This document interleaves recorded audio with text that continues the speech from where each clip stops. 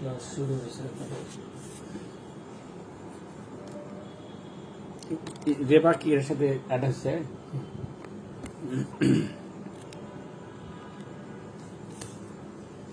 সকালে লাইভে আসেন, ক্লাস শুরু হয়েছে। আউযু বিল্লাহি মিনাশ শাইতানির রাজিম। লাইভে আসেন, ক্লাস শুরু হয়েছে। বিসমিল্লাহির রহমানির রহিম। রব্বি জিদিনি ইলমা। সাউনা সালামি। কোন দেওয়া আছে? রব্বি জিদিনি ইলমা, রব্বি জিদিনি ইলমা। সুপ্রিয় শিক্ষার্থীবৃন্দ, আসসালামু আলাইকুম ওয়া রাহমাতুল্লাহি ওয়া বারাকাতুহু। দণ্ডবিধি ইতিমধ্যে আমাদের শেষের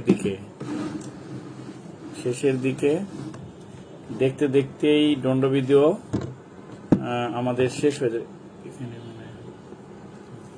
দণ্ডবিধি শেষ। এটা মনে হয় আসল না? এটা আসল। এটা লাইট একটু বাড়াই দাও।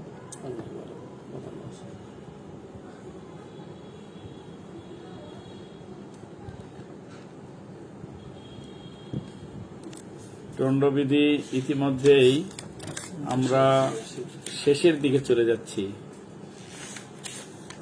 আমরা 11 অধ্যায় পড়তেছি। 11 অধ্যায়ের নাম হলো এই মিথ্যা সাক্ষ্য, সাধারণ ন্যায় বিচার বিরোধী অপরাধ। ন্যায় বিচার বিরোধী অপরাধ সমূহ 11 অধ্যায়। আগে পড়াই নেওয়ার পর একটু রিভিশন আমরা করব ইনশাল্লাহ। 11 অধ্যায়ে ধারা আছে 191 থেকে 229 পর্যন্ত। ন্যায় বিচার বিরোধী অপরাধ সমূহ 11তম অধ্যায়। এখানে বলছে মিথ্যা সাক্ষ্য দান 191, আর 92 বলছে মিথ্যা সাক্ষ্য উদ্ভাবন করা বা সৃষ্টি করা। এটা হলো 193। 92 উদ্ভাবন করা, সৃষ্টি করা। 93 হলো মিথ্যা সাক্ষ্য দেওয়া এবং মিথ্যা সাক্ষ্য উদ্ভাবন করার দণ্ড। এটা 93। 94 হলো এই মিথ্যা সাক্ষ্যের ফলে যদি কারো মৃত্যুদণ্ড হয়, তাহলে যে মিথ্যা সাক্ষ্য দিয়েছে তার সাজা 94। আর মিথ্যা সাক্ষ্যের ফলে যদি কারাদণ্ডে দণ্ডনীয় অপরাধ হয়, মানে কারাদণ্ড হয়, সেক্ষেত্রে যে মিথ্যা সাক্ষ্য দিল তার সাজা হবে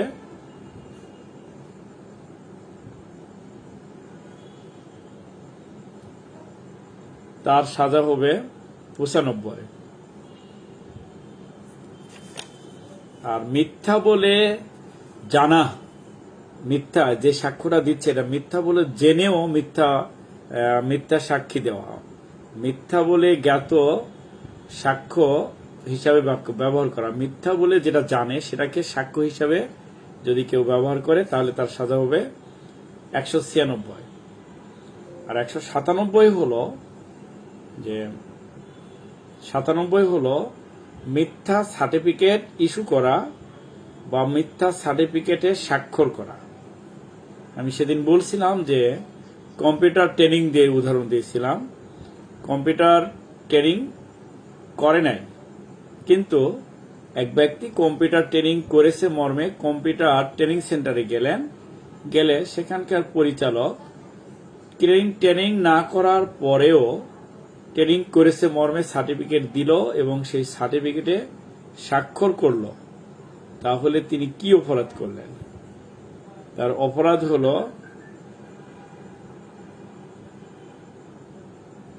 অপরাধ হলো এই তিনি 197 ধারায় অপরাধী হবেন। ওই যে পরিচালক বা যে সেখানকার যে দায়িত্বে আছেন, যিনি স্বাক্ষর করলেন, সার্টিফিকেট দিলেন, তার সাজা হবে 197।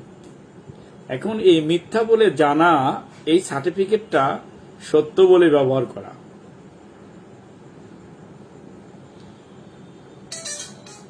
তাহলে মিথ্যা সার্টিফিকেটটা জানে, তারপরে সেই সার্টিফিকেটকে সত্য বলে যদি কেউ ব্যবহার করে, তাহলে তার সাজা হবে 198। ওয়ালাইকুম আসসালাম রহমতুল্লাহ। হ্যাঁ, বুঝি না। সকাল 6টা থেকে। আরে 6টা থেকে, 6টা কয়টা বলে, 6টা থেকে। আচ্ছা। যে জানে যে ও নিজেই নিয়ে আসলো, সে কম্পিউটার ট্রেনিং করে নাই, তারপরে একটা সার্টিফিকেট নিয়ে আসলো, এনে সে আবেদন করলো যে সে কম্পিউটার সম্পর্কে জ্ঞান আছে, সে ট্রেনিং করেছে। তাহলে এই সার্টিফিকেটটা সে ব্যবহার করলো, ও জানে যে এটা সে আসল সার্টিফিকেট না, মিথ্যা সার্টিফিকেট। এই মিথ্যা সার্টিফিকেটটা জেনে শুনেও সত্য বলে ব্যবহার করলো, এই জন্য তার সাজা হবে 98। আমি বাস্তব একটা জিনিস জানি, সেটা উদাহরণ দেই, তাহলে আপনাদের হলো ক্লিয়ার হয়ে যাবে। কিরকম? মিশন পরীক্ষায় এই মেডিকেল অ্যাসিস্ট্যান্ট হিসাবে আমাদের পুলিশের একজন সদস্য মেডিকেল অ্যাসিস্ট্যান্ট হিসাবে মিশনে যাওয়ার জন্য একটা সার্টিফিকেট নিয়ে এসে রাজারবাগ পুলিশ লাইনের মাঠে এই স্যারদের সামনে হাজির হলো। সবাই হচ্ছে, উনি হচ্ছে। তো ক্যাম্বা করে এটা জানে ফেলছে, কি না কিভাবে জানছে যে ও ট্রেনিং করে নাই, তারপরেও সে সার্টিফিকেট দিয়ে জয়েন করতেছে। তখন তাকে ধরে ফেলছে। অথচ ও 6 মাসের মেডিকেল অ্যাসিস্ট্যান্ট হিসাবে, নার্সিং অর্ডারলি হিসাবে প্রশিক্ষণ করা লাগে, এটা করে নাই। কিন্তু কেমন করে যেন সে এই একটা সার্টিফিকেট সংগ্রহ করেছে।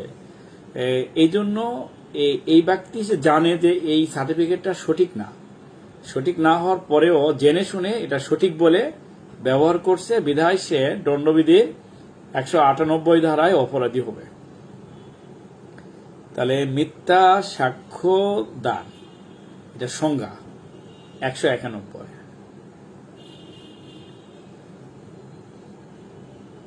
আলামিন, এখান থেকে কমেন্টস গুলি দেখা যাচ্ছে না কেন?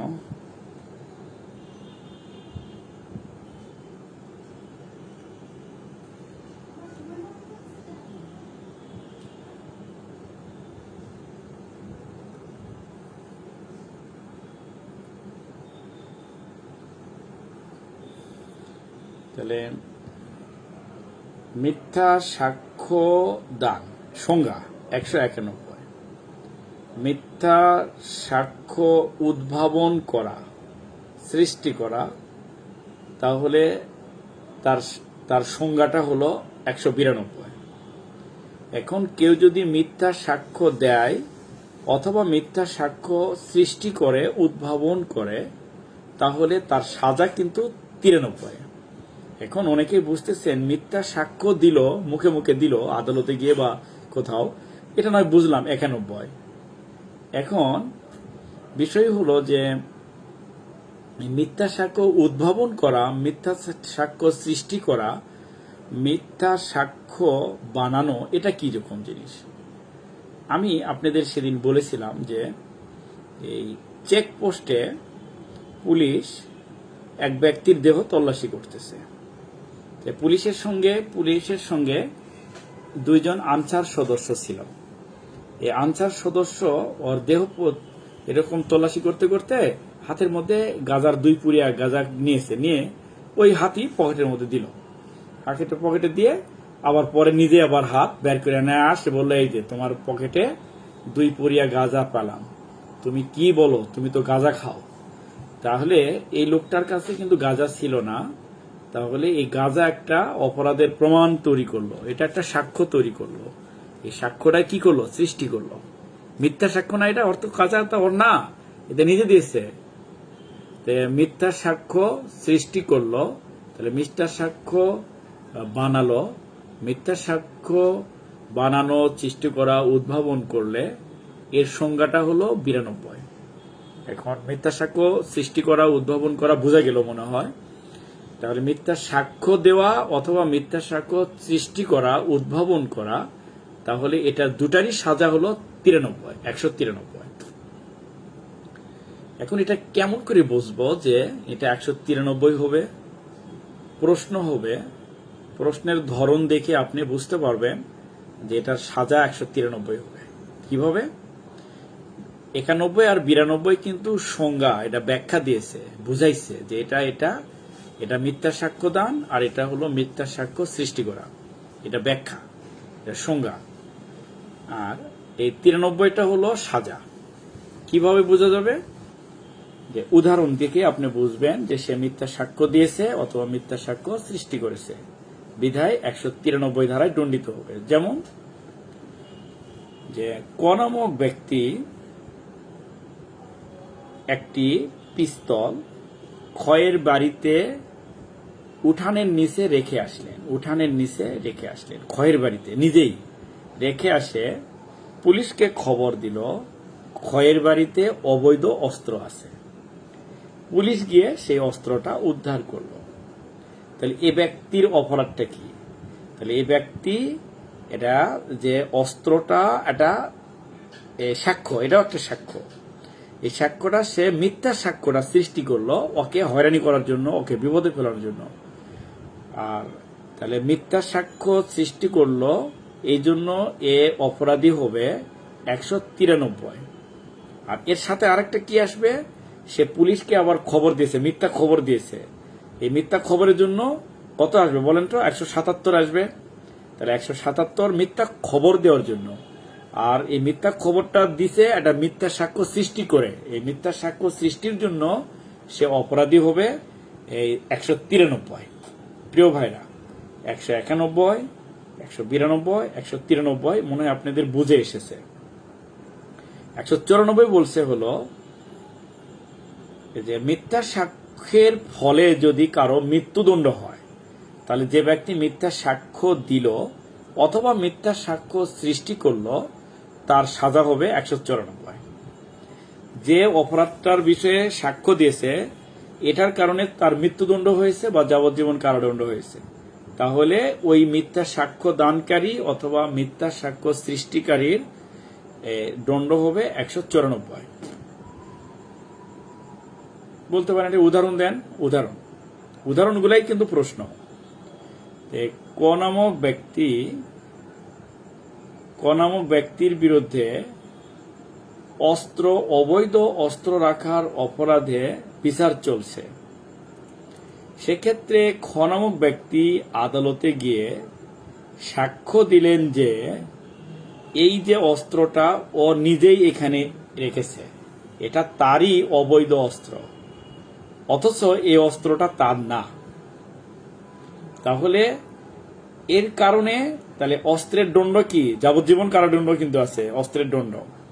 তাহলে এক্ষেত্রে এই ব্যক্তি মিথ্যা সাক্ষ্য দিল, এই মিথ্যা সাক্ষ্য দেওয়ার কারণে তার যাবজ্জীবন কারাদণ্ড হতে পারে, বিধায় এই মিথ্যা সাক্ষ্য দানকারী 194 ধারায় অপরাধী হবে।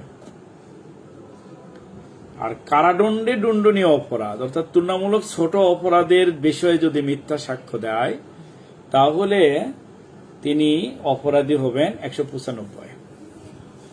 তাহলে মিথ্যা সাক্ষ্য দান সংজ্ঞা 91, মিথ্যা সাক্ষ্য সৃষ্টি করা সংজ্ঞা 92, মিথ্যা সাক্ষ্য দান মিথ্যা সাক্ষ্য সৃষ্টি করার অ্যাভারেজে বলে না গড়ে সাজা 93। মিথ্যা সাক্ষ্য দেওয়ার কারণে যদি কারো মৃত্যুদণ্ড হয়, যাবজ্জীবন কারাদণ্ড হয়, তাহলে তার সাজা হবে 194।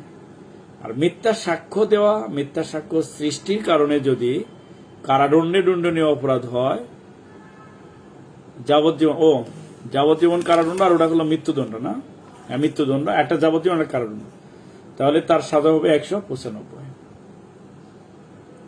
মিথ্যা বলে জানা সাক্ষ্য ব্যবহার করা, এটা 96টা তেমন কাজে আসে না, কারণ 96 সঙ্গে অন্যগুলা কিছু ধারার মিল আছে।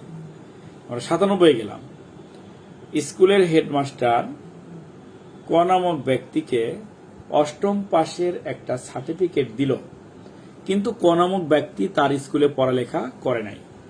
তাহলে স্কুল মাস্টার কি অপরাধ করলো বা স্কুলের টিচার কি অপরাধ করলো? টিচার যেহেতু যে একটা মিথ্যা সার্টিফিকেট দিয়েছে, অষ্টম পাস করার একটা সার্টিফিকেট দিয়েছে, বিধায় এই টিচার 197 ধারায় অপরাধী হবে।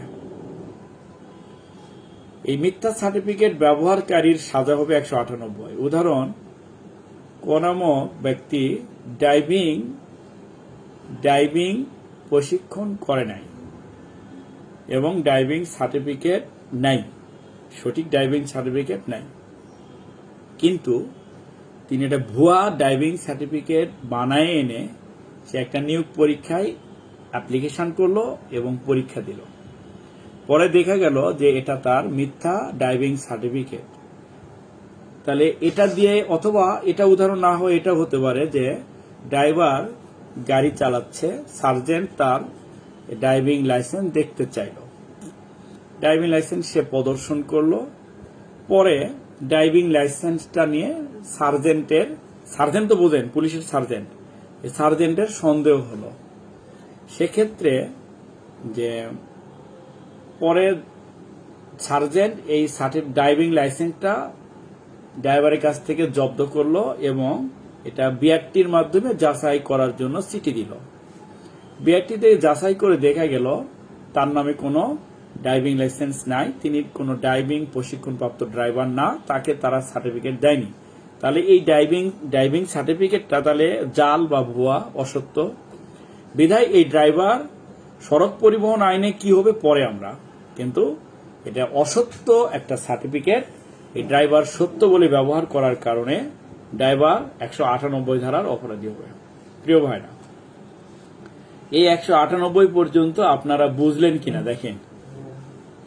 তাহলে মিথ্যা সাক্ষ্যদান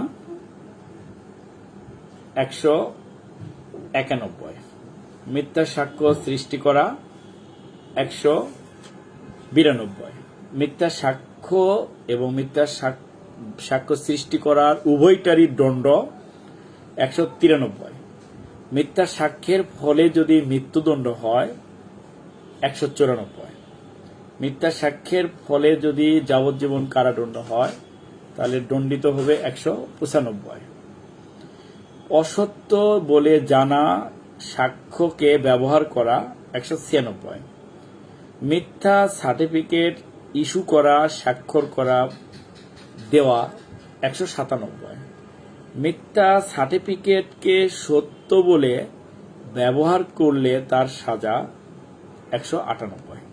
তাহলে মোটামুটি আলহামদুলিল্লাহ। তাহলে আমরা পরের ধারায় চলে যাচ্ছি।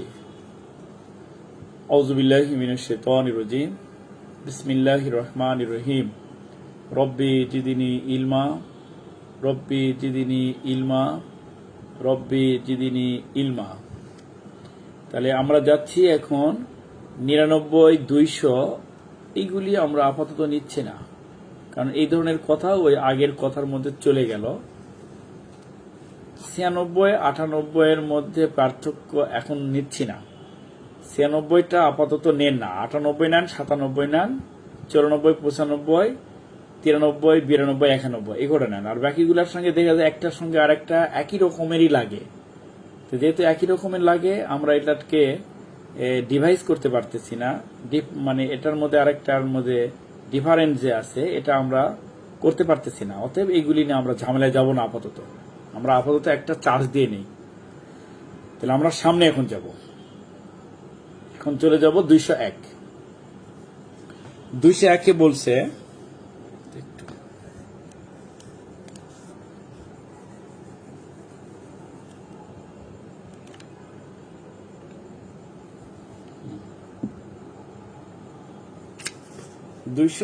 বলল যে অপরাধের দৃশ্য, অপরাধের আলামত, অপরাধীকে রক্ষা করার জন্য যে অপরাধ করেছে তাকে অপরাধের দায় থেকে রক্ষা করার জন্য যদি কোনো ব্যক্তি অপরাধের আলামত নষ্ট করে ফেলে অথবা অপরাধ সম্পর্কে অপরাধের খবরটা মিথ্যা দেয় তাহলে তার সাজা হবে 201। আমার কথা আপনি বুঝতেছেন কিনা? অপরাধের আলামত যদি নষ্ট করে অথবা অপরাধীকে অপরাধের দায় থেকে রক্ষা করার জন্য যদি মিথ্যা খবর দেয় তাহলে তার সাজা হবে 201 ধারা। উদাহরণ দিব।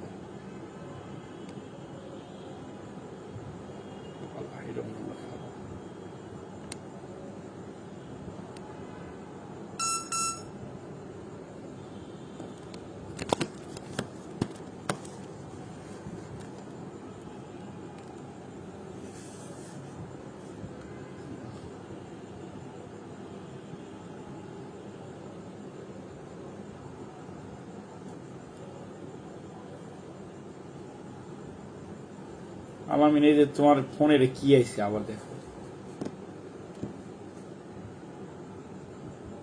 এটা মোটা হলো কি ব্যাপার? এটা ঘুরছি তো, কোন জায়গায় টিপা দিলেই হয়। না না, ওই জায়গায়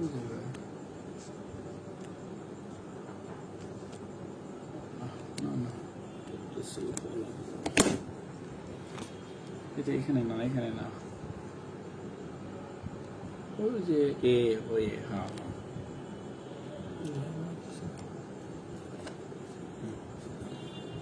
তাহলে ক্রাইম সিনও বলা যায়। যে ভালো করে শুনেন তো, এই ধারা থেকে প্রশ্ন হয়।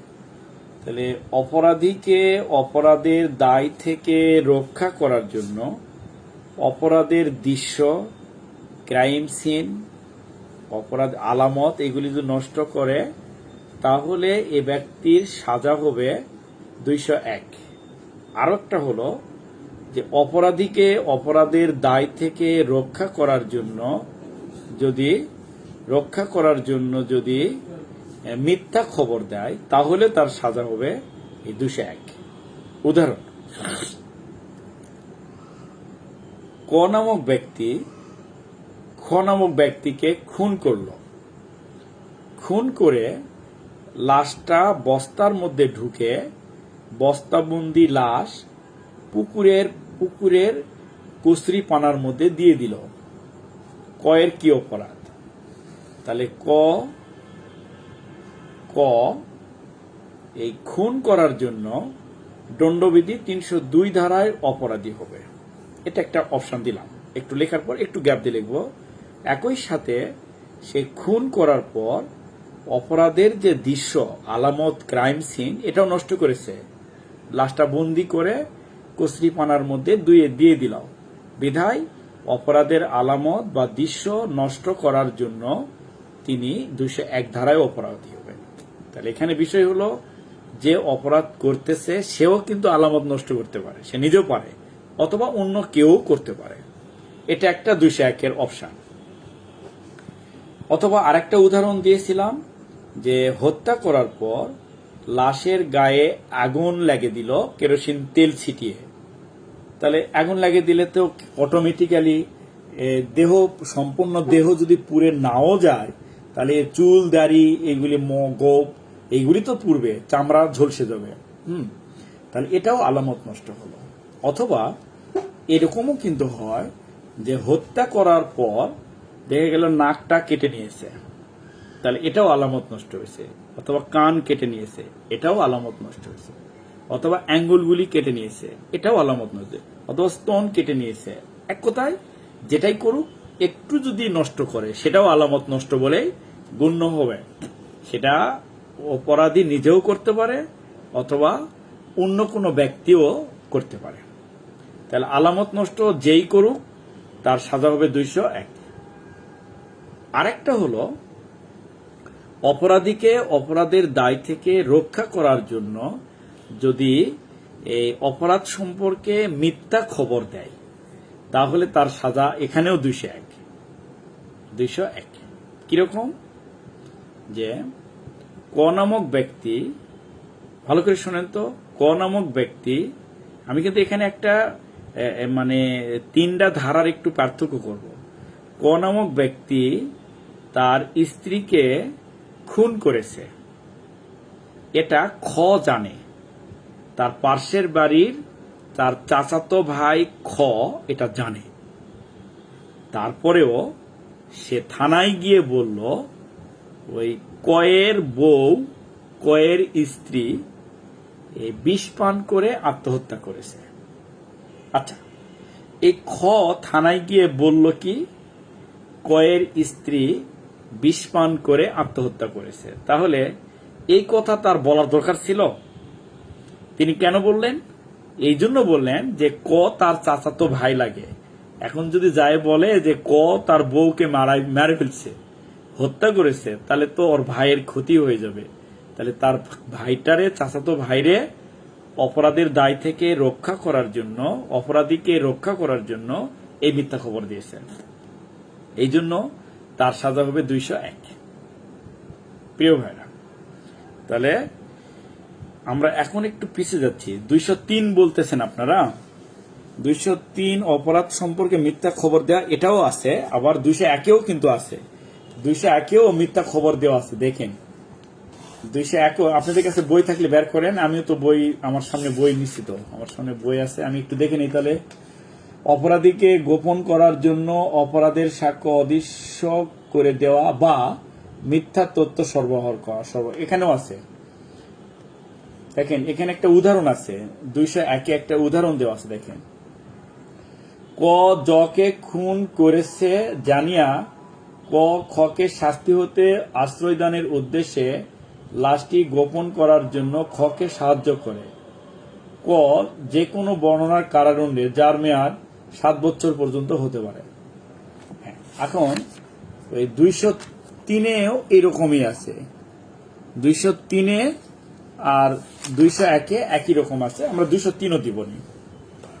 তাহলে অপরাধের আলামত নষ্ট করলে হবে 201। এখন আপনারা যদি বলেন যে 201টা 203-এর মধ্যে কিছু দিয়ে দেয়, যে মিথ্যা যদি খবর দেয় অপরাধীকে রক্ষার জন্য, তাহলে আমরা দিতে পারি। তাহলে অপরাধের আলামত নষ্ট করলে সাজা হবে কত? 201। আর 202 হলো, 202-এ হলো যে অপরাধীকে রক্ষা করার জন্য, অপরাধীকে অপরাধের দায় থেকে বাঁচানোর জন্য যদি কোনো ব্যক্তি পুলিশকে বা ম্যাজিস্ট্রেটকে অপরাধের খবরটা না দেয়, খবরই দিল না, ভালো করে বুঝেন। তাহলে আমি কিন্তু এটা পরে একটু পিছিয়ে যাব, আমরা খুব কেয়ার। তাহলে 201টা একটা কথাই নেই। আপনারা যেহেতু 203টা লিখতেছেন, ঠিক আছে, আপনাদের সঙ্গে আমিও একমত হয়ে গেলাম। তাহলে 203-এ কিছু দিয়ে দিব, আর 201-এটা আলামত নষ্টটাই আমরা নিই। হ্যাঁ, তাহলে 201-এ আমরা আলামত নষ্ট হিসাবে নিলাম, ক্রাইম সিন নষ্ট করা, ধ্বংস করা, এটাই নিলাম। আর অপরাধীকে রক্ষা করার জন্য মিথ্যা খবর দিল, এটা 203-এ নিলাম। ঠিক আছে, নিয়ে নিলাম, যান। এখন তাহলে আমার উদাহরণটা আবার নেন। ক খকে হত্যা করেছে, ক খকে হত্যা করেছে, গ এটা জানে, জেনেও এই গ ককে অপরাধের দায় থেকে রক্ষা করার জন্য এই লাশটা বস্তাবন্দি করে পানির মধ্যে ফেলাই দিল এবং যে জায়গায় হত্যা করেছে সেই জায়গায় পানি দিয়ে ধুয়ে দিল। তাহলে এই গ কি অপরাধ করলো? তাহলে গ অপরাধীকে রক্ষা করার জন্য এই কাজটা করেছে, আলামত নষ্ট করেছে। বিধায় এই গ 201 ধারায় অপরাধী হবে। আর ক যেহেতু খুন করেছে, তাহলে ক 302 ধারায় অপরাধী হবে। আর অপরাধীকে রক্ষা করার জন্য যদি খবরই দেয়নি, খবর দিতে বাধ্য ছিল, খবরই দেয়নি, তাহলে 202-এ তার সাজা হবে। তাহলে প্রশ্ন হলো, অপরাধের খবর যদি পুলিশকে বা ম্যাজিস্ট্রেটকে কেউ না দেয়, তাহলে আমরা পিছে চলে যাচ্ছি 118, 119, 120 এই 3টা ধারাতে কি বললো, আবার পিছে গেলাম। আপনারা একটু পড়ে নেন তো। রব্বি জিদিনি ইলমা, রব্বি জিদিনি ইলমা, রব্বি জিদিনি ইলমা। আবার দণ্ডবিধির 118, 119, 120-এ চলে যাচ্ছি, যে কোন ব্যক্তি অপরাধের ষড়যন্ত্র সম্পর্কে জানার পর সেটা যদি পুলিশকে বা ম্যাজিস্ট্রেটকে খবর না দেয়, অপরাধটা যদি বড় হয়, অর্থাৎ যে অপরাধের দণ্ড মৃত্যুদণ্ড বা যাবজ্জীবন কারাদণ্ড, এই ধরনের বড় অপরাধের খবর যদি পুলিশকে বা ম্যাজিস্ট্রেটকে না দেয়, আবার অপরাধের ষড়যন্ত্র সম্পর্কে জানার পর, মৃত্যুদণ্ড বা যাবজ্জীবন কারাদণ্ডে দণ্ডনীয় অপরাধ সম্পর্কে জানার পর যদি কোনো ব্যক্তি এই খবরটা পুলিশকে বা ম্যাজিস্ট্রেটকে না জানায়, তাহলে ওই ব্যক্তির অপরাধ হবে 118। আর কারাদণ্ডে দণ্ডনীয় অপরাধের খবর জানার পর যদি পুলিশকে বা ম্যাজিস্ট্রেটকে না জানায়, তাহলে এই জনগণের সাজা হবে 120 কারাদণ্ডের অপরাধ, আর মৃত্যুদণ্ডের ক্ষেত্রে 118।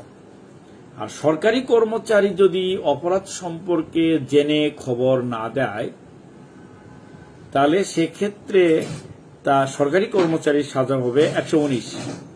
তাহলে 118, 119, 120 এই তিনটা ধারা মিলে বলছে যে অপরাধের ষড়যন্ত্র সম্পর্কে খবর যদি না দেয়, অপরাধের ষড়যন্ত্র সম্পর্কে জেনেও খবর না দেয়, তাহলে 118, 119, 120 বলছে। তাহলে এখানকার এটা বুঝবো কিভাবে? তাহলে সহজে বোঝার উপায় হলো, যে অপরাধটা এখনো হয় নাই, যে অপরাধটা এখনো সংঘটিত হয় নাই, হবে, এই ধরনের অপরাধ সম্পর্কে জেনে যদি খবর না দেয়, তাহলে এটার সাজা হবে হয় 118, না হয় 119, না হয় 120। 119টা সরকারি কর্মচারীর ক্ষেত্রে, আর জনগণের ক্ষেত্রে 118 হতে পারে অথবা 120 হতে পারে। তাহলে 118, 119, 120 এটাও খবর না দেওয়া, কিন্তু এই খবরটা কোন খবর? এখনো অপরাধ হয় নাই, অপরাধ হবে, এরকম অপরাধের ষড়যন্ত্র যদি জেনে খবর না দেয়। উদাহরণটা দেখেন তো, করিম জানে তার বাড়ির পার্শ্বের বাড়ির রহিমকে আজ রাতে খুন করা হবে, করিম এটা জেনেছে, এই খবর পুলিশকে দেয়নি। তাহলে আজ রাতে করিম জানে রহিমকে খুন করা হবে, এখানে কি বোঝা যাচ্ছে অপরাধ হয়ে গেছে? না, অপরাধ হবে। তাহলে করিম জানে আজ রাতে রহিমকে খুন করা হবে, এটা জানে। বলতে পারেন কিভাবে জানে? এই খবর পুলিশকে যদি না দেয়, তাহলে এর কি অপরাধ? তাহলে সে 118 হবে। বুঝতে পারছি মনে হয় 118, যেহেতু বড় অপরাধ, খুন বড় অপরাধ। আরেকটা উদাহরণ, করিম জানে আজ রাতে রহিমের পুকুরে মাছ চুরি করা হবে, তাহলে 118 হবে। মাছ চুরি করা কি মৃত্যুদণ্ড সাজা? না, তাহলে কারাদণ্ড, তাহলে 120 হবে। পুকুর চুরি এরকম ছোট অপরাধের খবর যদি না দেয়, তাহলে হবে 120। আর 119টা তাহলে কি? পুলিশ কনস্টেবল ছুটিতে বাড়ি গেলেন, বাড়ি গিয়ে জানতে পারলেন যে আজ রাতে করিমের বাড়িতে ডাকাতি করা হবে। পুলিশ কনস্টেবল এটা পুলিশকে খবর দিল না, তাহলে অপরাধ হলো? হ্যাঁ, এটা সরকারি কর্মচারী হিসেবে অপরাধের ষড়যন্ত্র জেনে তার কর্তব্য হলো পুলিশকে বা ম্যাজিস্ট্রেটকে খবর দেওয়া। যেহেতু পুলিশ কনস্টেবল এই কাজটি করে নাই, সেহেতু সে সরকারি কর্মচারী হিসাবে 119 ধারায় অপরাধী হবে। তাহলে 118, 119, 120 এখানেও অপরাধের খবর না দেওয়ার কথা বলা হচ্ছে, কিন্তু কোন খবর? যে অপরাধটা এখনো সংঘটিত হয়নি, এই অপরাধটা জানছে। তাহলে এটা গেল এই এখানকারটা 118, 19, 20। আবার 176 গেলাম। 176 কি বলছে? যে অপরাধের খবর না দিলে দণ্ড। 176 তাহলে এখানে আবার কি, কোন অপরাধ? এখানে অপরাধটা হলো যে অপরাধটা ইতিমধ্যে হয়ে গেছে, যে অপরাধটা ইতিমধ্যে হয়ে গেছে এই অপরাধটার খবর যদি পুলিশকে না দেয় তাহলে তার সাজা হবে 176 ধারা। উদাহরণ, ক নামক ব্যক্তি রাস্তার পাশে একটা বস্তাবন্দি লাশ দেখল, সে পুলিশকে খবর দিল না। এখন বস্তাবন্দি লাশ, এটা কি অপরাধ হয়েছে নাকি হবে? নিঃসন্দেহ হয়ে গেছে। তাহলে অপরাধ হবে, এখনো হয়নি, এটার খবর যদি না দেয় তাহলে তার সাজা 118 হতে পারে, 119 হতে পারে, 120 হতে পারে। আর অপরাধ হয়ে গেছে এই খবর জেনে যদি খবর না দেয় তাহলে হবে 176। আর আমরা এখন আসতেছি 203-এ আসতেছি, 202-এ আসতেছি, যে অপরাধের খবর জেনেও যদি পুলিশকে খবর দিতে বাধ্য, ম্যাজিস্ট্রেটকে খবর দিতে বাধ্য, তারপর খবর দিল না। এখানেও কিন্তু 202-এও এই কথাই বলছে। তাহলে এটা কোন অপরাধ? এখানে যে অপরাধীকে অপরাধের দায় থেকে রক্ষা করার জন্য খবর দিবে না, যে 202টা যে অপরাধের খবর দিবে না, কেন দিবে না? যে অপরাধীকে অপরাধের দায় থেকে রক্ষা করার জন্য পুলিশ বা ম্যাজিস্ট্রেটকে অপরাধ সম্পর্কে খবর দিবে না, তাহলে সাজা হবে 202। তাহলে খবর না দেওয়ার ধারা আমরা পেলাম 118, 119, 120, ওখানে একটা। আর একটা হলো খবর না দেওয়ার ধারা 176, আর একটা হলো 202। তাহলে তিন জায়গাতেই অপরাধের খবর না দেওয়ার কথা বলা হয়েছে। এটা পঞ্চম অধ্যায়ে মনে হয়, আর একটা হলো দশম অধ্যায়ে, একটা না নবম অধ্যায়ে,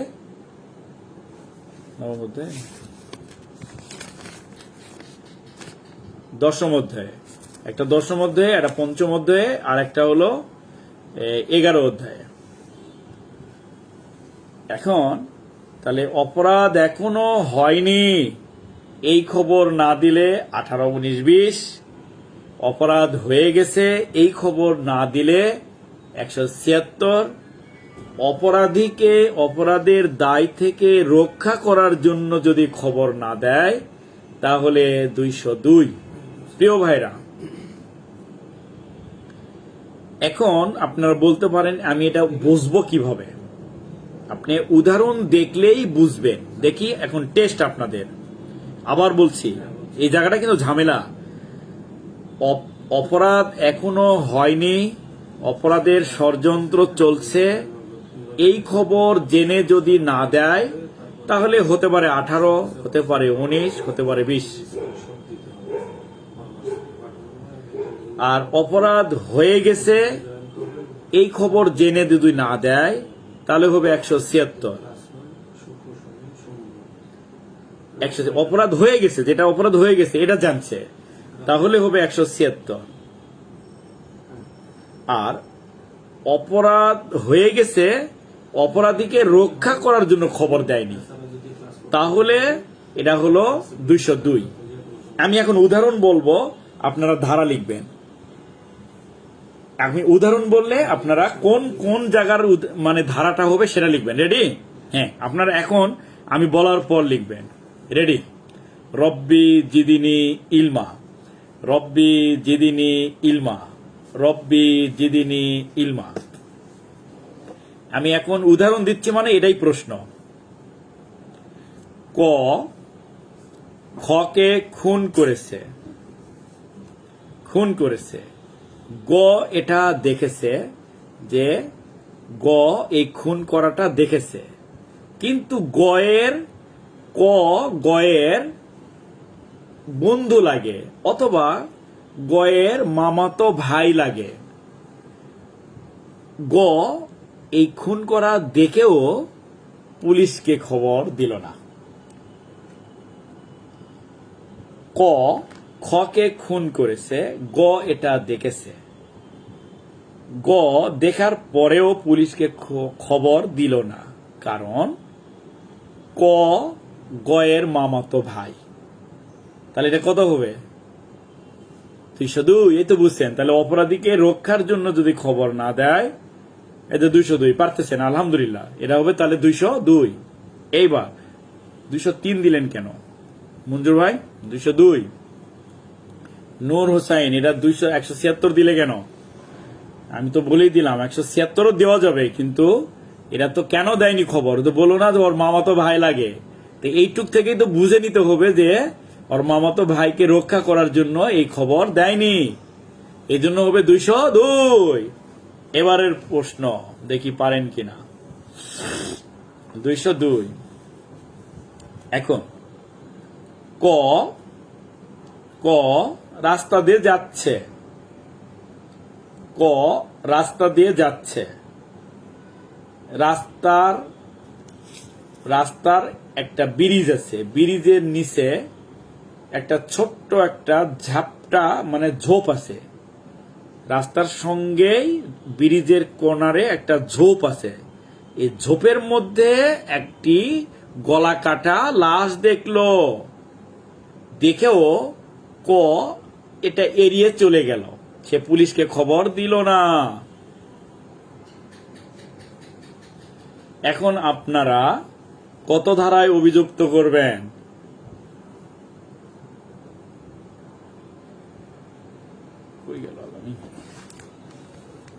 কত ধারায় অভিযুক্ত করবেন? বস্তার গলা কাটা লাশ দেখলো, এটা পুলিশকে খবর দিল না, তাহলে কত? 176 ধারায়। এটা অপরাধ হয়ে গেছে, কাউকে রক্ষা করার জন্য খবর দিছে নাকি এলা উল্লেখ নাই, তো বিধায় সে 176 ধারায় অপরাধী হবে। 176 ধারায় অপরাধী হবে। এখন পরের উদাহরণ 176 হবে এটা। ক, এবার ভালো করে শোনেন। ক জানে, ক কোনোভাবে জানতে পেরেছে খকে আজ রাতে খুন করা হবে, এসে এটা জেনেও এই খবরটা পুলিশকে দিল না, তাহলে কি কয়ের কোনো অপরাধ হলো? এটা কত ধারা হবে বলেন দেখি? ক ক জানে আজ রাতে খকে খুন করা হবে, এটা পুলিশকে খবর দিল না, তাহলে কয়ের কি অপরাধ? হ্যাঁ, এই যে 118, 19, 20 এই জায়গাটা হবে। গুড, এটা পারছেন, আলহামদুলিল্লাহ, আলহামদুলিল্লাহ, তাহলে পারছেন। তাহলে প্রিয় ভাইরা 118, 19, 20, 176 আর 202 এর যে ডিফারেন্স, এখন কি ক্লিয়ার হলো? একটু লেখেন দেখি এখন কি ক্লিয়ার হয়েছে কিনা। এই জায়গাটা বুঝলে আমরা সামনে দ্রুত যেতে পারবো।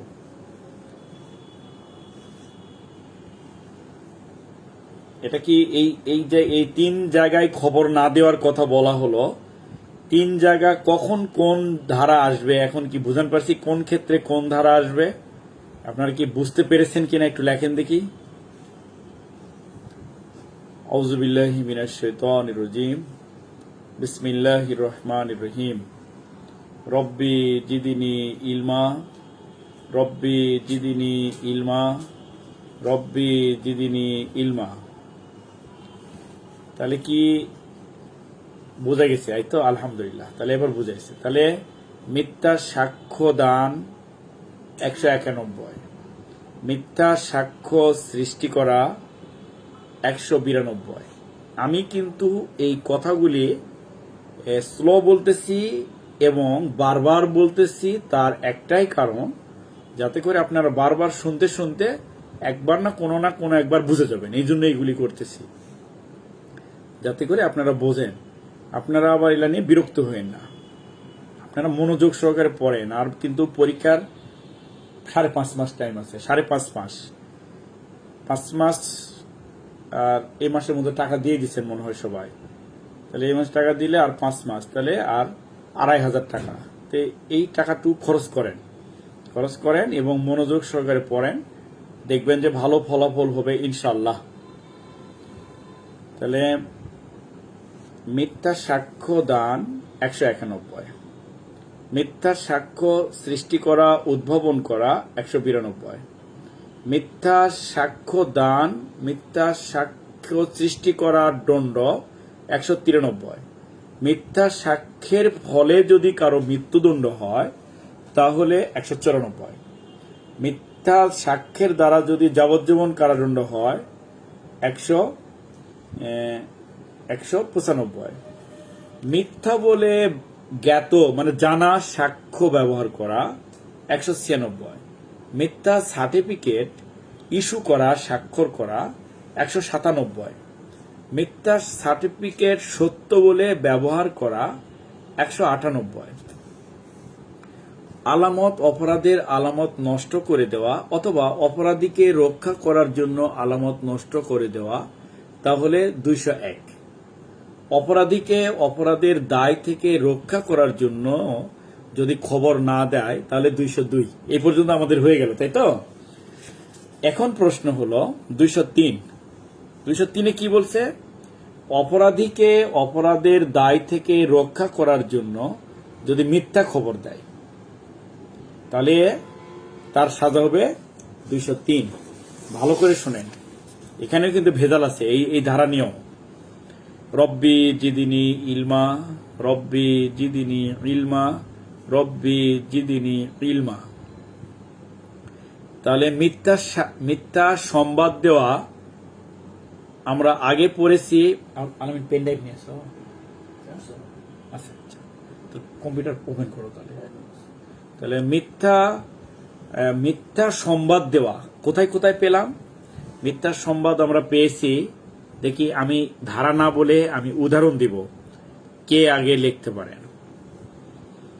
শাহজাহানপুর মোড়ে, ঢাকা মেট্রোপলিটন এলাকার শাহজাহানপুর একটা চৌরাস্তা মোড় আছে, সেখানে ছিনতাই হয়েছে। এখন মানুষ ছিনতাই করতে করতে দৌড়াচ্ছে। রাস্তায় পুলিশের কিলু পার্টি ডিউটি করতেছে। পুলিশের কিলু পার্টির ইনচার্জ জহির এক রিক্সাওয়ালাকে বলল, কোথায় ছিনতাই হয়েছে? রিক্সাওয়ালা বলল, ছিনতাই হয়েছে শাহজাহানপুরে। রিক্সাওয়ালা বলল, ফকিরাপুল চৌরাস্তার মোড়ে ছিনতাই হয়েছে। তাহলে এই রিক্সাওয়ালা কি অপরাধ করছে? ধারা লেখেন তো।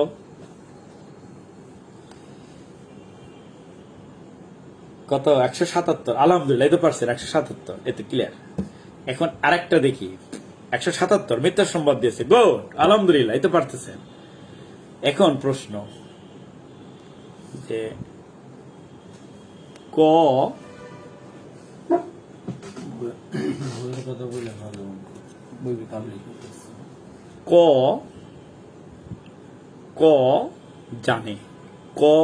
জানে যে এই আমি যে খবরটা পুলিশকে দিব, এই খবরে তল্লাশি করলে বাড়িওয়ালা বিরক্ত হবে এবং পুলিশও বিরক্ত হবে। কারণ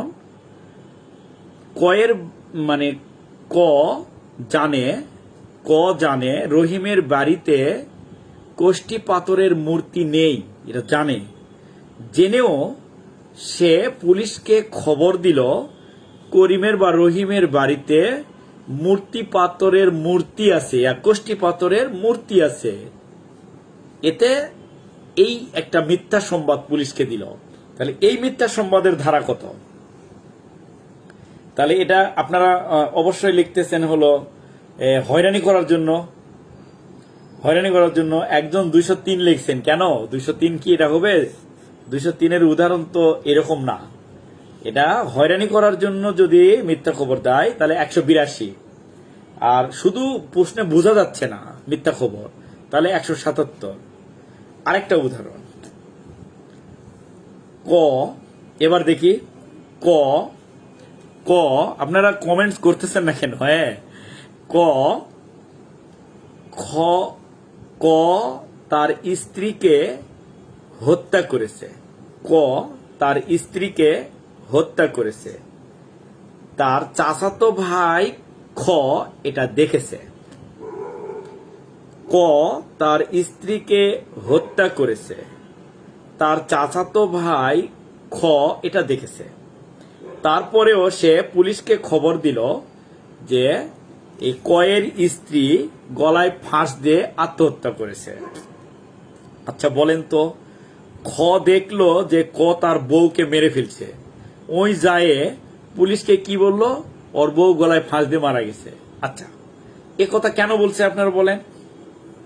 তাহলে এই কথা বলেছে এই জন্য যে ওর ভাই, চাচাতো ভাইটারে রক্ষা করার জন্য, তাও যদি এই দায় থেকে বাঁচে।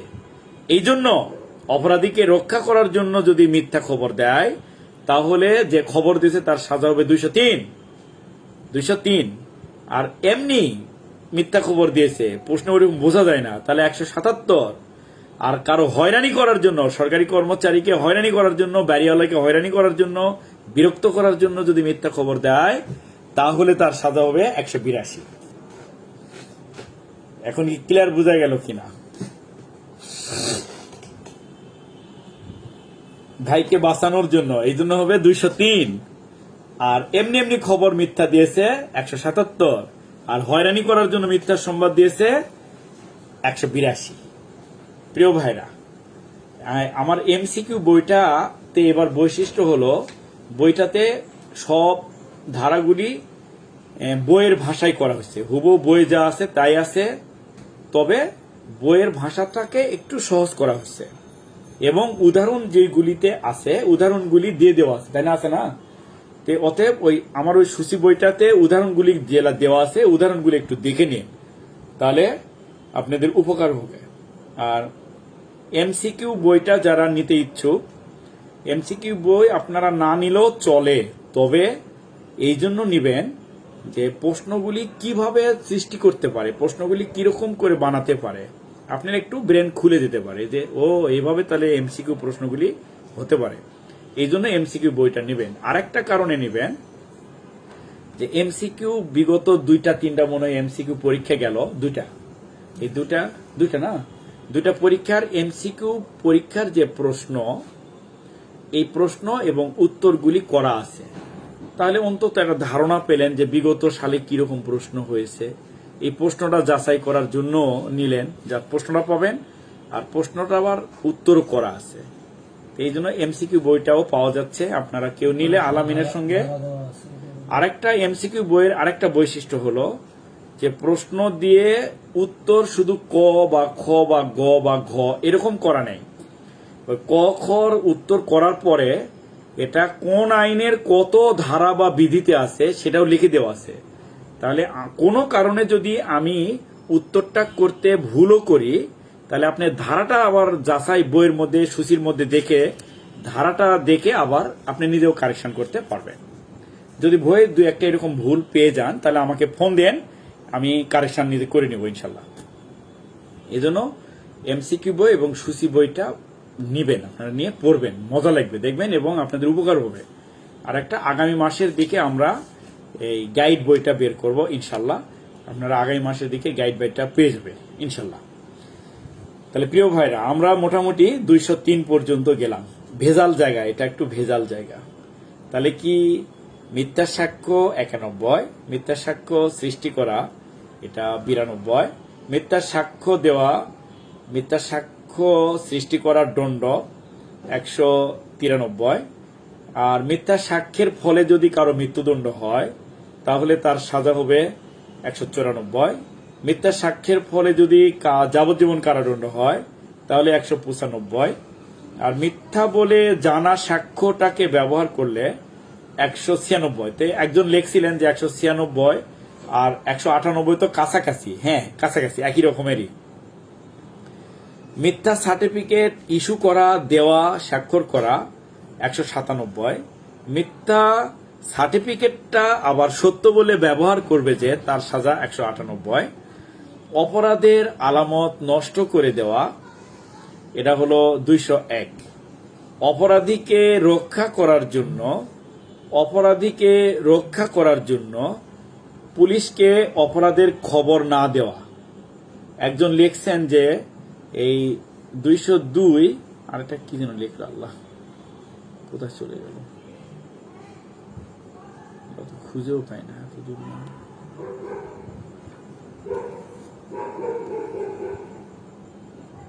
একজন লিখছেন কত দাঁড়ান বের কি নেই। এই যে 201 অপরাধীকে বাঁচানোর জন্য, 203 অপরাধীকে বাঁচানোর জন্য নয়। কেন অপরাধীকে বাঁচানোর জন্য, কিসের জন্য? এটা তো অপরাধীকে বাঁচানোর জন্যই শামীম ভাই, এটা অপরাধীকে বাঁচানোর জন্য। লেখা না থাকলেও অপরাধীকে বাঁচানোরই, এই যে 201 থেকে এগুলা অপরাধীকে রক্ষা করার জন্যই এটা খবর।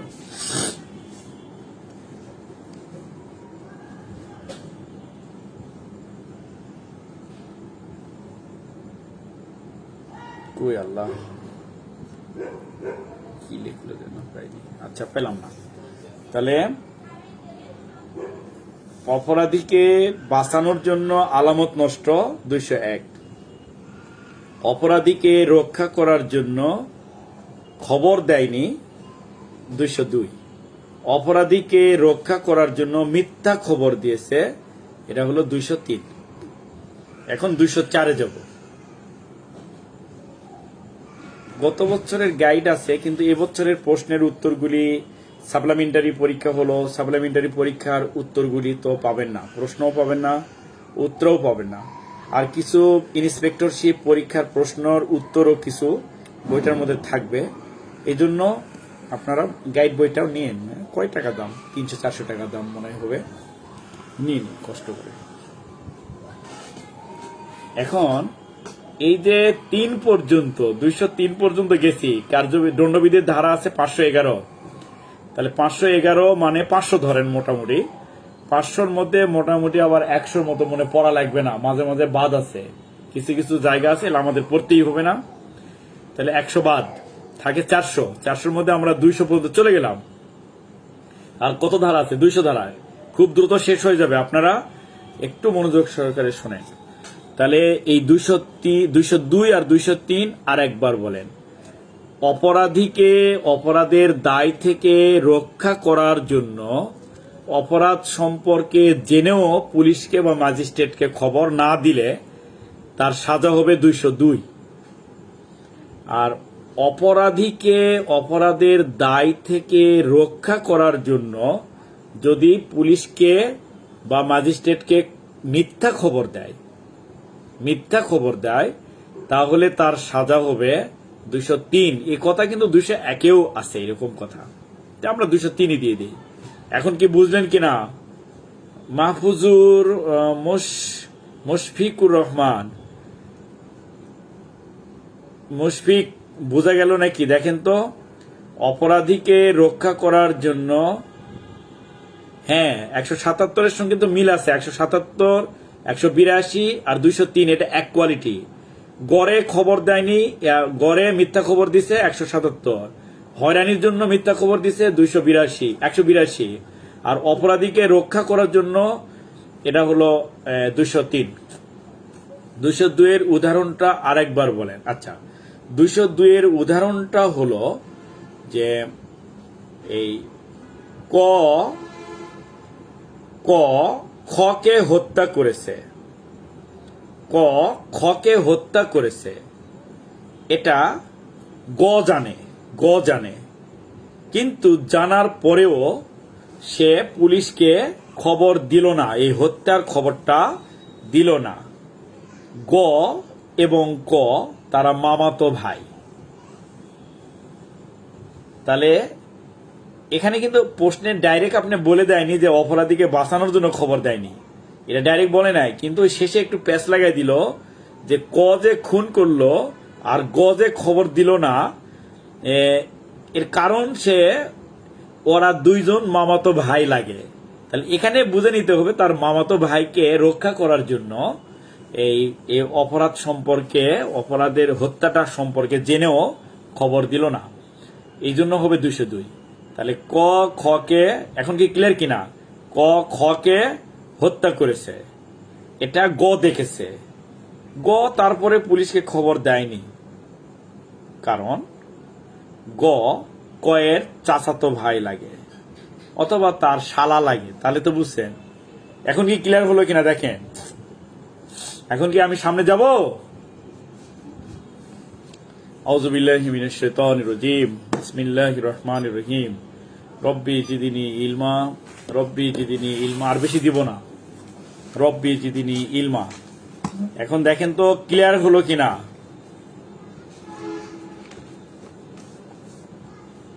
ধারা 2টা গুলাই ফেলছি, গুলাই ফেললে তো বিপদ। আপনি খুব ইজি ভাবে শুনবেন, মানে অন্য মনস্ক হওয়া যাবে না, তাহলে বুঝবেন না। ওই যে একটা কথা আছে না, রবি ঠাকুর বলছে না যে উড়িতেছে ছাই, চেয়ে দেখো তাই, পাইলেও পাইতে পারো অমূল্য রতন।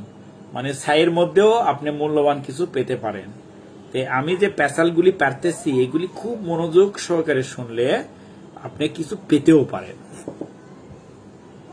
তো 10 অধ্যায়টা পান নাই, তাই না? আলহামদুলিল্লাহ। তাহলে আমরা এখন যাব এই জায়গা থেকে, কিন্তু আপনাদের প্রশ্ন হবে তখন এগুলাকে একটু ব্রেন খাটালেই পারবেন ইনশাল্লাহ। এবার যাব 204।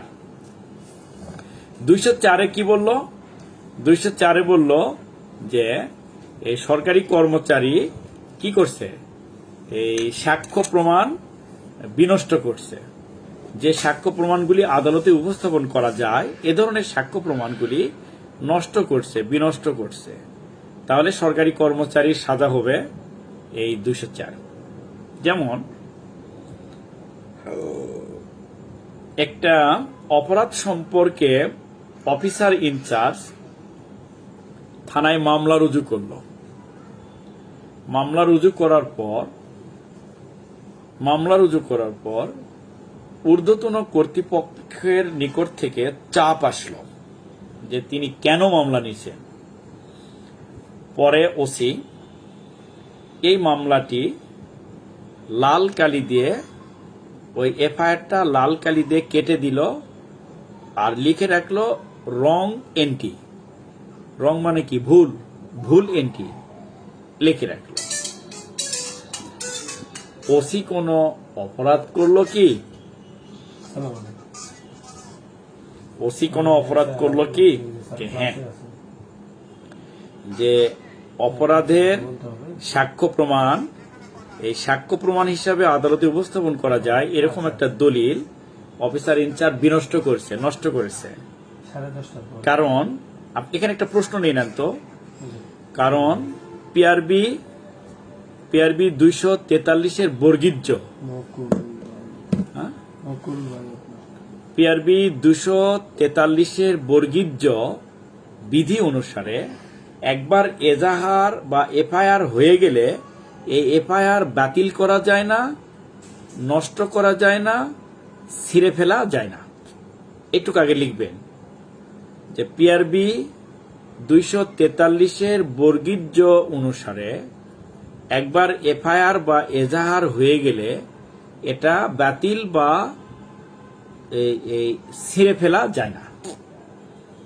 243-এর বর্গীর্য বিধি। যেহেতু থানার অফিসার ইনচার্জ এই এজাহার লেখার পরে এটা বাতিল করেছে, রং এন্ট্রি লিখেছে, বিধায় অফিসার ইনচার্জ সাক্ষ্য বিনষ্ট করার অপরাধে, সরকারি দলিল বিনষ্ট করার অপরাধে দণ্ডবিধি 204 ধারায় অপরাধী হবে। তাহলে 2টা প্যারা গেল। এরপরে আবার লিখবেন যেহেতু অফিসার ইনচার্জ পুলিশ সদস্য বিধায় তিনি এই অপরাধের কারণে বিভাগীয় দণ্ডেও দণ্ডিত হবে। বিভাগীয় দণ্ডে কি হবে? তাহলে হলো এই পুলিশ আইনের 729, পিআরবি 857। এখন এর সঙ্গে একজন লিখলেন, জহির ভাই লিখলেন যে 166 হবে কিনা, দিলে দেওয়া যায়, কিন্তু আমি যতটুকু বললাম এটুক লিখলেই হয়। আমি যতটুকু বলছি না এটুক লিখলেই হয়। তাহলে এখানে একটা প্রশ্ন আপনারা এটা কমপ্লিট করে নেন তো, যে থানায় অফিসার ইনচার্জ, আপনারা একটা টেস্ট নেই, রব্বিজিদ্দিন ইলমা, রব্বিজিদ্দিন দেখি আমার মনে পড়ছে একটা প্রশ্ন। ক নামক ব্যক্তি থানায় মামলা করতে আসলো, অফিসার ইনচার্জ মামলা নিল না, পরবর্তীতে মামলাটা নিল, ঊর্ধ্বতন কর্তৃপক্ষের নির্দেশে মামলাটা নিল, কিন্তু লঘু ধারায় মামলা রেকর্ড করল। এবং পরবর্তীতে এই মামলা এই এফআইআর এর কপি ছিঁড়ে ফেলল, এজাহারের কপি ছিঁড়ে ফেলল। এখন ওসির কত কত ধারায় অপরাধ হলো লেখেন দেখি, কেমন পারেন দেখি। আপনি খালি ধারা লিখলে আমি বুঝবো যে আপনি পারছেন।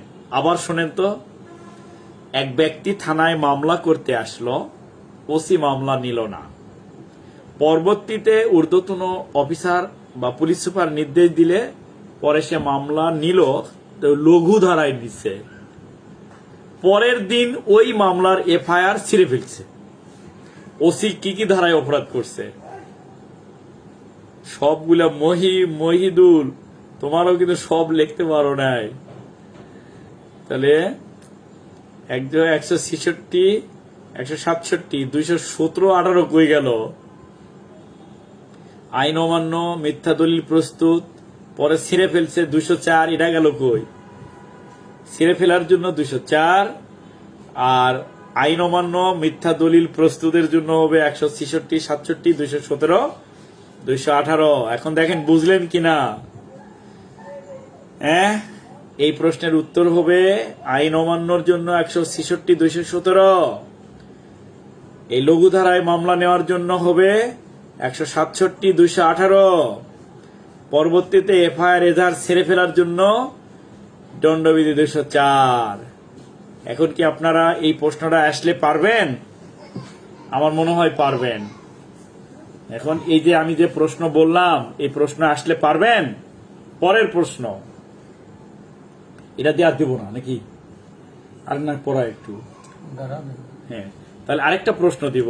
ওই প্রশ্ন একটু আগে বললাম, আবার ওটাই। হ্যাঁ, এখন মেজারুল, তোমাকে আবার কোথায় থেকে পাচ্ছি? তুমি তো অনলাইনের ছাত্র না মনে হয়, এই যে সাফাইয়ের লোক। এখন পরের প্রশ্ন, অফিসার ইনচার্জ মামলা রুজু করার পর মামলার এজাহার এবং এফআইআর ছিঁড়ে ফেলল অথবা বাতিল করে দিল, এটা কাজটা কি সঠিক করলো বা কি অপরাধ করলো? আমরা লিখব পিআরবি 243 বর্গীজ অনুসারে। নোট নেন, মাথায় নোট নেন অথবা লিখে ফেলেন। পিআরবি 243 বর্গীজ অনুসারে একবার এজাহার এফআইআর হয়ে গেলে এটা বাতিল বা ছিঁড়ে ফেলা যায় না। 243 বর্গীজ।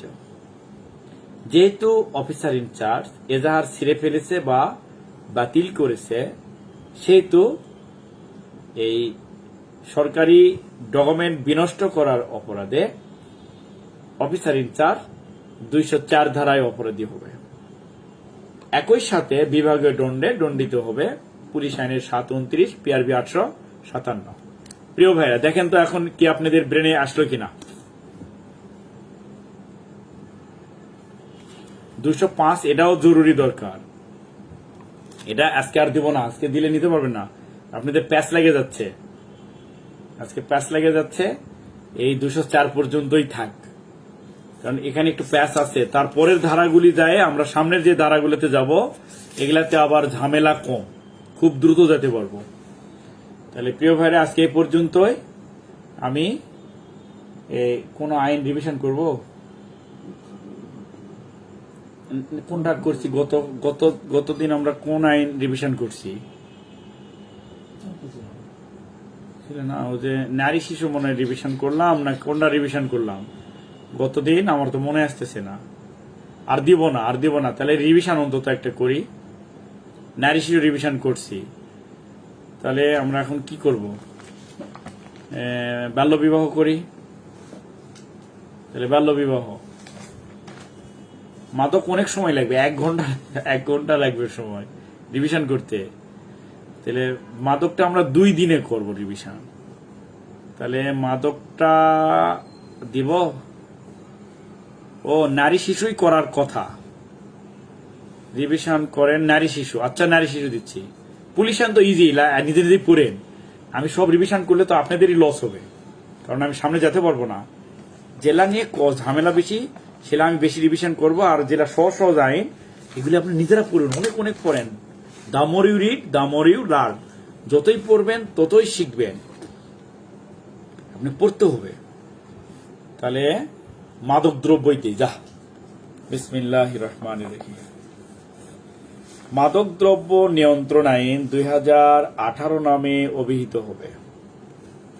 এক ধারা, অ্যালকালেট 2-4, অ্যালকোহল 2-5, আইসোমার 2-6, ওয়াশ 2-8, বিয়ার 2-24, বিওয়ারি 2-25, মাদকদ্রব্য 2-29, মাদকাসক্ত 2-31, নিরাময় কেন্দ্র 2-32।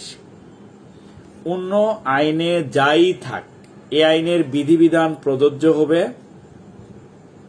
3, 90 সালের যে অধিদপ্তর 18 অধিদপ্তর ওটাই হবে। 4, প্রধান কার্যালয় ঢাকায় থাকবে। 5, আবার সবাই লিখতেছে মাদক হয়েছে মাদক হয়েছে, অন্য স্যার অন্যটা দেন। আচ্ছা, নারী শিশু চেঞ্জ করে ফেললাম। আউযুবিল্লাহি মিনাশ শাইতানির রাজিম। বিসমিল্লাহির রহমানির রহিম। রব্বি জিদিনি ইলমা, রব্বি জিদিনি ইলমা, রব্বি জিদিনি ইলমা। নারী ও শিশু নির্যাতন দমন আইন 2000, সংশোধনী 2003, বিশেষ সংশোধন হয়েছে, এখনো অনেকে জানে না, এই জন্য আমরা 3ই বলি। এটা 1। অপরাধ 2-ক, অপহরণ 2-খ,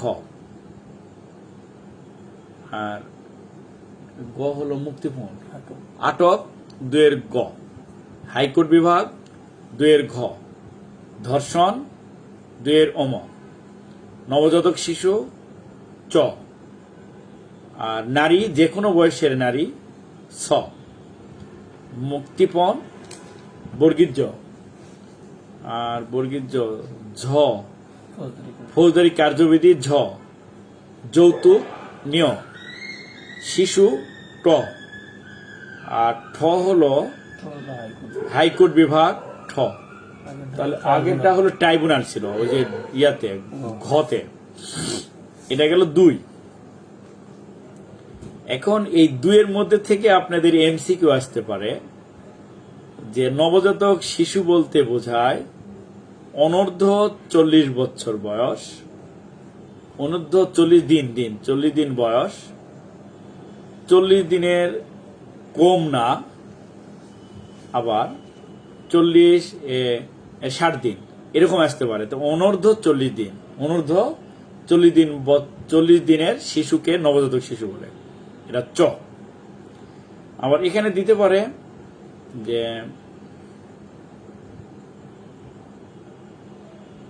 অপহরণ কততে, নারী শিশুর কততে অপহরণ আছে। তো অপহরণ হলো খতে আছে, 2-খ।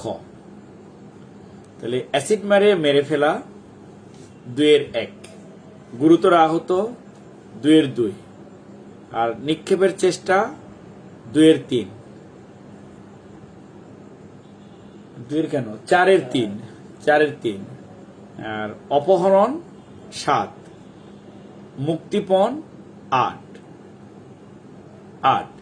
ধর্ষণ 9-1, ধর্ষণের ফলে যদি মারা যায় 9-2, গণধর্ষণ 9-3, ধর্ষণ করে আহত করা, মেরে ফেলার চেষ্টা করা 9-4 ক, ধর্ষণের চেষ্টা 9-4 খ, পুলিশ হেফাজতে ধর্ষণ 9-5, ইফটিজিং সম্ভ্রমহানি, এটার কারণে যদি আত্মহত্যা করে তাহলে সে আত্মহত্যায় প্ররোচনা দিয়েছে বলে গণ্য হবে, এটা 9-ক, শ্লীলতাহানি ইফটিজিং 10, যৌতুকের জন্য মেরে ফেলা 11-ক, যৌতুকের জন্য স্ত্রীকে গুরুতর আহত করা 11-খ, যৌতুকের জন্য স্ত্রীকে সাধারণ আঘাত 11-গ, ভিক্ষাবৃত্তির জন্য সন্তানের অঙ্গহানি, অঙ্গচ্যুতি, অঙ্গবিক্রয় 12, ধর্ষণের ফলশ্রুতিতে জন্মগ্রহণকারী সন্তানের ভরণ পোষণ, লালন পালন, এটা 13। এই সন্তান পিতামাতা উভয় পরিচয় পরিচিত হবে। এই সন্তান মাতা বা মাতৃকুলীয় আত্মীয় স্বজনের তত্ত্বাবধানে লালিত পালিত হবে। এই সন্তানের ব্যয়ভার রাষ্ট্র বহন করবে। এই সন্তানের ব্যয়ভার সরকার নির্ধারণ করবে। এই সন্তান ছেলের ক্ষেত্রে 21 বছর ব্যয়ভার পাবে। মেয়ে সন্তানের ক্ষেত্রে বিবাহ না হওয়া পর্যন্ত পাবে। আর প্রতিবন্ধী সন্তানের ক্ষেত্রে কর্মক্ষম না হওয়া পর্যন্ত ব্যয়ভার পাবে। এইটা যে সরকার রাষ্ট্র খরচ করছে, এটা ধর্ষকের নিকট থেকে অথবা ধর্ষকের ভবিষ্যৎ অর্থ থেকে আদায়যোগ্য হবে। এই কথাগুলি মিলে এটা 13 ধারা। মিডিয়ায় ছবি প্রচার করা যাবে না 14(1)। যদি প্রচার করে তাহলে সম্পাদকের সাজা হবে 14(2)। এই আইনে 4 ধারা থেকে 14 ধারা পর্যন্ত যে অপরাধ, এই অপরাধে যদি অর্থদণ্ড দেয়, এই অর্থদণ্ড আদায় করে ভিকটিমকে বা ভিকটিমের উত্তরাধিকারীকে প্রদান করা হবে। এটা হলো 15। এই ক্ষতিগ্রস্তের যে ক্ষতিপূরণের টাকা, এটা জেলা কালেক্টর বা ডিসি অপরাধীর সম্পদ থেকে আদায় করবে, অথবা সম্পদগুলি নিলাম করে, ক্রয় করে, নিলাম করে এটা আদায় করে এটা এই ধর্ষিতা নারীকে বা ভিকটিমকে প্রদান করবে। এটা হলো 16। এ আইনে মিথ্যা মামলা দায়ের 17। তদন্তের সময়সীমা 18। আসামি হাতে নাতে ধৃত হলে 15 কার্যদিবস সময় পাবে। 18(1)(ক)। এই সময় তদন্ত হাতে নাতে ধৃত না হলে 60 কার্যদিবস সময় পাবে। 18(1)(খ)। এই সময় তদন্ত সম্পন্ন না হলে অতিরিক্ত 30 কার্যদিবস সময় পাবে। 18(2)। অতিরিক্ত সময়ে তদন্ত না হলে আর সময় পাবে না, 24 ঘন্টার মধ্যে জানাবে। 18(3).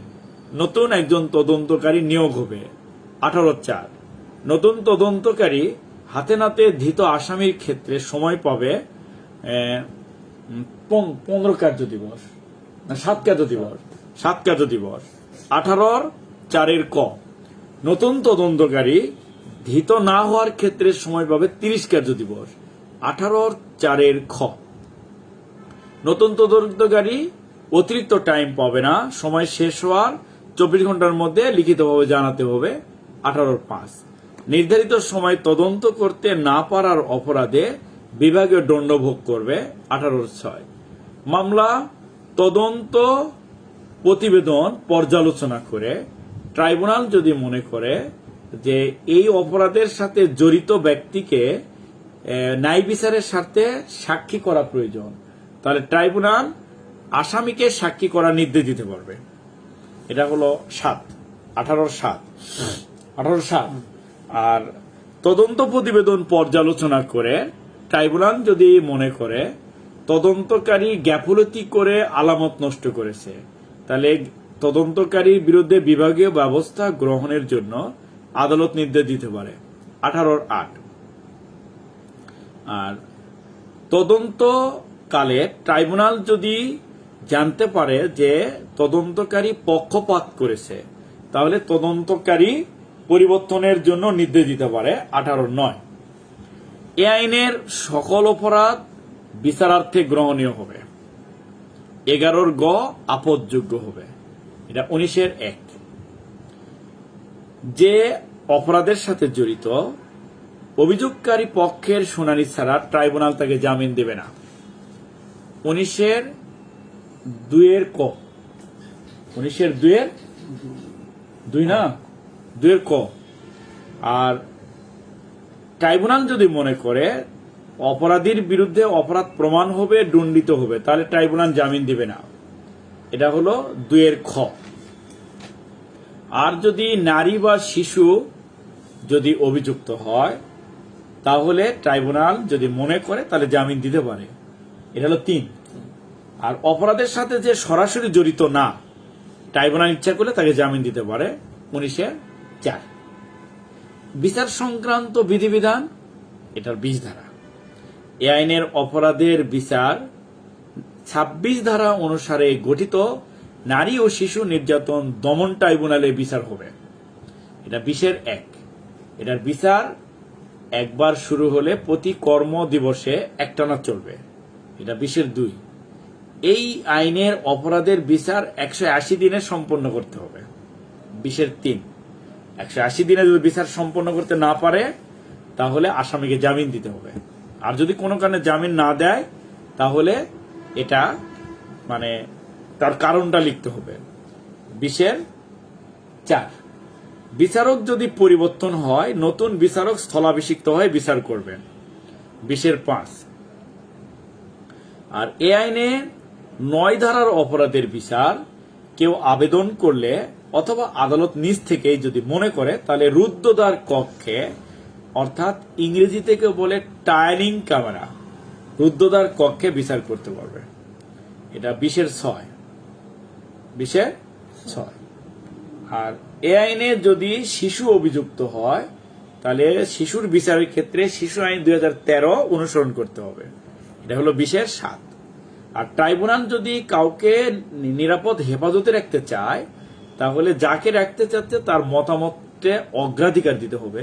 এটা 20-8 আসামির অনুপস্থিতিতে বিচার 21। ট্রাইব্যুনাল যদি মনে করে আসামি পলাতক আছে, আত্মগোপন করেছে, তাকে গ্রেপ্তার করা সম্ভব না, তাহলে ট্রাইব্যুনাল তার অনুপস্থিতিতে বিচার করতে পারবে। তবে অন্তত 2টি বাংলা পত্রিকায় অনূর্ধ্ব 30 দিনের সময় দিয়ে ঘোষণাপত্র প্রকাশ করতে হবে। এটা হলো এরপরে ঘোষণাপত্র প্রকাশের পরেও যদি হাজির না হয় তাহলে আদালত তার অনুপস্থিতিতে বিচার করতে পারবে। 21-1 তবে কোনো আসামি জামিন নেওয়ার পর আদালতে হাজির হওয়ার পর যদি পলাতক থাকে তাহলে পত্রিকায় বিজ্ঞপ্তি দেওয়ার প্রয়োজন হবে না। এটা 21-2 আর মামলা তদন্তকারী যদি মনে করে যে কোনো সাক্ষী বা ভিকটিমের জবানবন্দি ম্যাজিস্ট্রেট দ্বারা রেকর্ড করা প্রয়োজন, তাহলে তদন্তকারী কোনো প্রথম শ্রেণীর ম্যাজিস্ট্রেটকে এই সাক্ষীর জবানবন্দি লিপিবদ্ধ করার জন্য অনুরোধ করবেন। এটা 22-1 অনুরোধের প্রেক্ষিতে ম্যাজিস্ট্রেট তার এজলাসের বাহিরে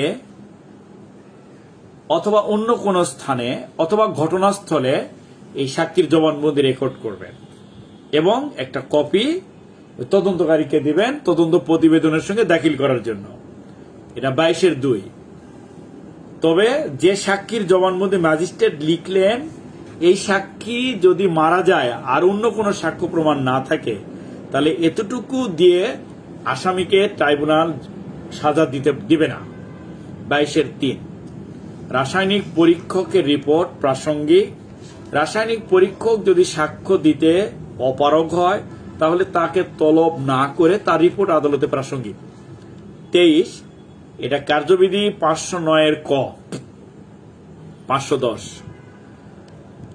এই মামলার এই নারী শিশু অপরাধের মামলার যে সাক্ষী, সেই সাক্ষী সর্বশেষ যে থানা এলাকায় বসবাস করে সেই থানার ভারপ্রাপ্ত কর্মকর্তা বরাবরে এই সমনের কপি প্রেরণ করতে হবে এবং ওই সাক্ষীকে হাজির করার দায়িত্ব ভারপ্রাপ্ত কর্মকর্তার বা অফিসার ইনচার্জের। এটা 24-1 একই সাথে এই সমনের অনুলিপি সাক্ষীকেও দিবে এবং পুলিশ সুপারকে দিবে, সাক্ষীকে দিবে এবং পুলিশ সুপারকে দিবে। ওটা মেট্রো এলাকায় হলে পুলিশ কমিশনারকে দিবে। এটা 24-2 যুক্তিসঙ্গত কারণ ছাড়া যদি সাক্ষীকে ওসি হাজির করতে ব্যর্থ হয় তাহলে ওসি বিভাগীয় দণ্ডে দণ্ডিত হবে। 24-3 এ আইনের সকল কার্যক্রম ফৌজদারি কার্যবিধি মোতাবেক পরিচালিত হবে। 25 সরকার এ আইনের অপরাধের বিচার করার জন্য প্রত্যেকটা জেলা সদরে এক বা একাধিক নারী শিশু ট্রাইব্যুনাল স্থাপন করতে পারবে। এটা হলো 26 অপরাধ যেখানে সংগঠিত হবে ওই এখতিয়ারাধীন আদালতে এই নারী শিশু অপরাধের বিচার হবে। এটা হলো 27-2। 27 দেন, 27 দেন অথবা 27-2 দেন, অথবা অপরাধীকে যেখানে গ্রেপ্তার করা হয়েছে সেখানেও এই সেই এখতিয়ারাধীন আদালতেও এই নারী শিশুর অপরাধের বিচার করা যাবে। এটা 27। আরেকটা হলো সাব ইন্সপেক্টর যে এবং সাব ইন্সপেক্টরের নিম্নে নহে এমন অফিসার তদন্ত করতে পারবে, এটাও 27।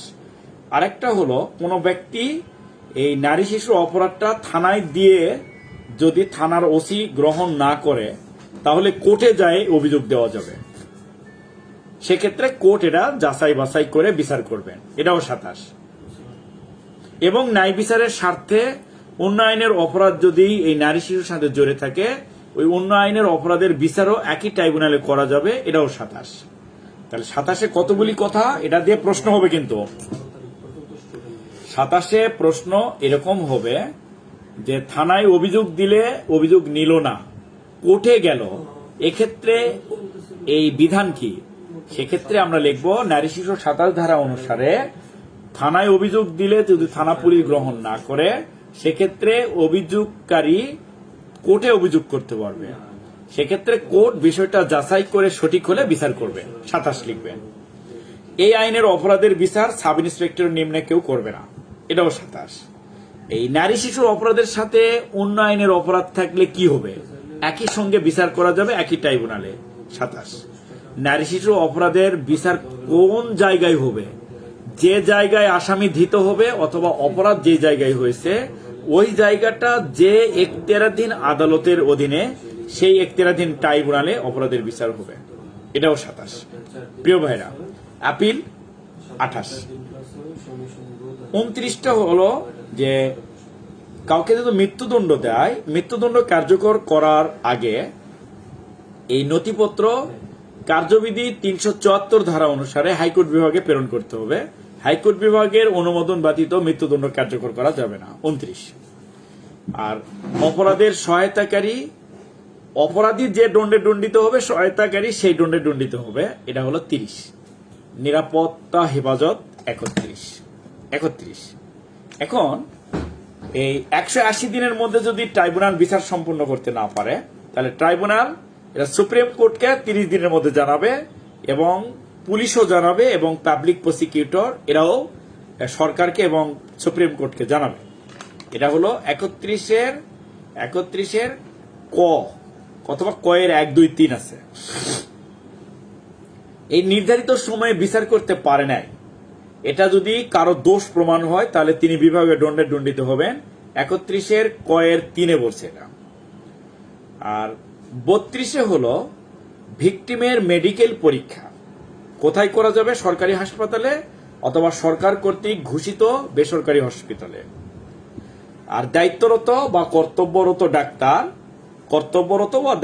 ডাক্তার এটা দ্রুত মেডিকেল পরীক্ষা করবেন এবং একটা রিপোর্ট ওই সংশ্লিষ্ট ব্যক্তিকে দিবেন এবং থানায় একটা পাঠাবেন। এটা 32-এর 2। বিচার চলাকালে ট্রাইব্যুনাল যদি মনে করে ডাক্তারের গাফিলতি আছে তাহলে ডাক্তারের যে কর্তৃপক্ষ এই ডাক্তারকে বিভাগে দণ্ড দেওয়ার জন্য ডাক্তারের কর্তৃপক্ষকে ট্রাইব্যুনাল নির্দেশ দিতে পারবে, এটা হলো 32-এর 3। আর 32-এর ক হলো যে এ আইনে যে অভিযুক্ত আর যে অপরাধের শিকার উভয়েরই রাজি থাকুক অথবা না থাকুক তাদের নমুনা নিয়ে ডিএনএ করা যাবে, এটা হলো 32-এর ক।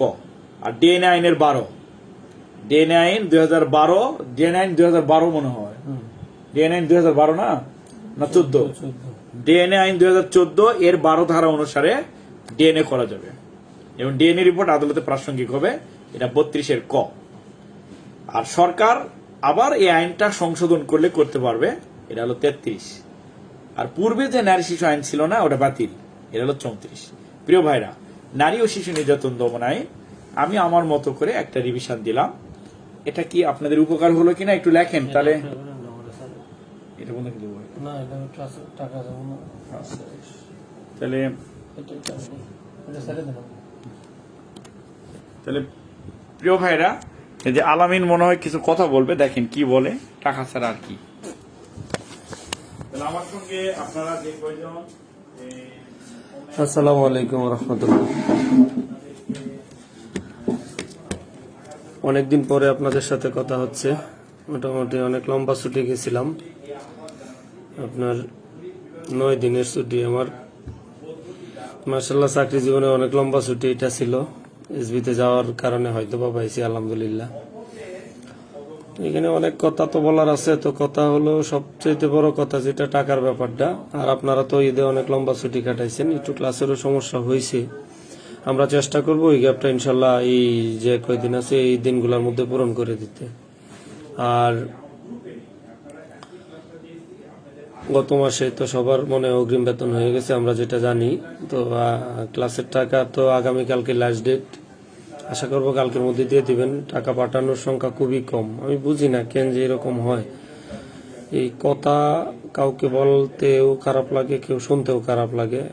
আমি চাই না কারো ওই রকম ভাবে কটু কথা বলতে। সবাই সবার মতো এখানে যারা আছেন সবাই সবকিছু বুঝেন, কাউকে কোনো কিছু বোঝানোর দরকার নেই। ইনশাল্লাহ যথাসময়ে টাকা পাঠাবেন, এটাই সবার কাছে আশা করি এবং অনুরোধ করি। আর ক্লাসের শিডিউল হলো যেটা, যে আমরা বিগত দিনে 8:30টায় ক্লাস করাইছি, তো এখন আর 8:30টায় ক্লাসটা হচ্ছে না। ওই নামাজের নামাজ থাকে, অনেকের রোল কল থাকে, যেসব কারণে আমরা ক্লাসটাকে পিছায়া 9টা থেকে এখন থেকে সামনের যে দিনগুলো বাকি আছে আমাদের পরীক্ষা পর্যন্ত, তো ইনশাল্লাহ সেই সময়গুলোতে ক্লাস হবে 8:30টার পরিবর্তে 9টা থেকে ইনশাল্লাহ ক্লাস শুরু হবে। প্রতিনিয়ত সপ্তাহে 4 দিন আগের নিয়মে চলবে। সপ্তাহে 4 দিন রাত 9টা থেকে ক্লাস শুরু হবে ইনশাল্লাহ। আর আমাদের পুরাতন ছাত্র যারা আছেন এই মাসে অবশ্য ওই যে গত 20 তারিখের পরে যেহেতু ঈদ ছিল, স্টুডেন্ট ওই রকম আমরা নেই নাই। আর অনেকে ভর্তিও হয় নাই, যে 20 তারিখে ওইটার বলার দরকার নাই। এখানে যারা আছেন মোটামুটি সকলেই টাকা দিবেন ইনশাল্লাহ। আমার মনে হয় 2-3 জন লোক হয়তো বা ভর্তি হয়েছিল, আমি না করছিলাম। তারপরে ওনারা বলছে যে সমস্যা নাই, ঈদের পরেই ক্লাস করব, তো আমাদেরকে অ্যাড করে নিন। তো ওই 2-3 জন বাদে যারা ভর্তি হয়েছেন সকলে ইনশাল্লাহ টাকা পরিশোধ করবেন, সকলের কাছে টাকা পরিশোধ করবেন, এটাই আশা করি। আর সবাই ভালো থাকবেন ইনশাল্লাহ। ঈদ তো সকলে ভালোই কাটাইছেন, আমিও ইনশাল্লাহ ভালোই কাটাইছি। অনেক লম্বা ছুটি ছিল, আলহামদুলিল্লাহ ভালো আছি। সবাই সকলের কাছে দোয়া চাই, দোয়া করি, আল্লাহ সকলকে ভালো রাখুক। আর পরীক্ষা তো মোটামুটি চলে আসছে, সকলে একটু ভালোভাবে পড়াশোনা করেন। আর বইয়ের ব্যাপার যেটা, ঈদের অল্প কয়েকদিন আগে আমাদের এমসিকিউ বইটা বের হয়েছে, তো যার কারণে অনেকে হয়তো বা জানেনও না যে আমাদের এমসিকিউ বই বের হয়েছে। আমাদের এমসিকিউ 2022 যেটা রায়হান্স এমসিকিউ, যেটা আর কি রায়হান্স পদোন্নতি এমসিকিউ, সেই এমসিকিউ বইটা বের হয়েছে 2022 সালে সংশোধিত। যদি বইটা নিতে চান তাহলে আমার নাম্বার তো দেওয়া আছে গ্রুপেও, আমি অলরেডি দিয়ে দিছি পোস্ট বইয়ের জন্য। যদি কারো প্রয়োজন হয় সেটা আমাকে বলবেন, আমি পাঠিয়ে দিব। আর ক্লাসের স্টুডেন্ট যারা আছেন এতবার ফোন দেওয়ার দরকার নাই, টাকাটা পাঠাবেন। আপনি সুন্দর করে আপনার ঠিকানাটা লিখবেন যে আমার 2টা বই, একটা সূচি, একটা এমসিকিউ। সূচির দাম 250 টাকা, না সরি, এমসিকিউ 250 টাকা, সূচি 320 টাকা। এমসিকিউ 250 আর সূচি হলো 320। এক সেট বইয়ের দাম হলো 570 টাকা। আর 2টা বই যদি একসাথে নেন, আপনারা যারা ক্লাসের স্টুডেন্ট আছে শুধুমাত্র তাদের জন্যই আমি এই 70 টাকা পার্সেল খরচ নিচ্ছি। তাদের জন্য একটা নেন আর 2টাই নেন, একসাথে করে আমি প্যাকেজ দিয়ে দিলাম আপনাদেরকে 70 টাকার। বাইরে যারা ক্লাসের বাইরে তারা 100 টাকার নিচে এই বইটা পার্সেল নিতে পারবে না, কারণ ওই মোটামুটি 70 টাকার মতো খরচই হয়ে যায়। তো যার কারণে আমি আপনাদের জন্য এই প্যাকেজ, যে 70 টাকা 2টা বই একসাথে নিতে পারবেন, 3টা পর্যন্ত একসাথে নিতে পারবেন এই 70 টাকা প্যাকেজে। তো যদি নিতে চান আমাকে ফোন করেন, ফোন করারও দরকার নেই, টাকাটা পাঠাবেন ওই হিসাব করে 70 টাকা প্লাস 250 টাকা এমসিকিউ, 320 টাকা সূচি। ওই হিসাব করে টাকাটা পাঠায় হোয়াটসঅ্যাপে আপনার ঠিকানাটা লিখে দিবেন, আমি আপনাকে হোয়াটসঅ্যাপে রিসিভ দিয়ে দিব। ওই সারাদিন ফোনের যন্ত্রণায় কান দুইটা না গরম হয়ে যায়, তো ওইটার জন্য না করতেছি আর কি। এত ফোন করার দরকার নেই, কারণ যেহেতু এখানে একটা সুযোগ আছে, আপনারা সবাই আমার হোয়াটসঅ্যাপে কানেক্ট আছেন, যার কারণে হোয়াটসঅ্যাপে দিয়ে দিলে হবে। আমি আপনাকে হোয়াটসঅ্যাপে রিসিভ দিয়ে দিব যে হ্যাঁ বইয়ের টাকাটা ওকে, কিংবা বইয়ের টাকা রিসিভ, বই পাঠায় দিব। ওই রকম ভাবে আমি ওকে কিংবা রিসিভ লিখলে আপনার বই পাওয়া যাবেন যথাসময়। তো ওইটার জন্য এত বেশি ফোন করারও দরকার নাই।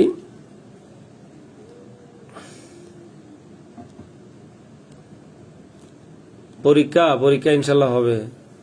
ঈদ করে আসলেন না, একটু অপেক্ষা করেন না, আমরা একটু গুছাই নিই।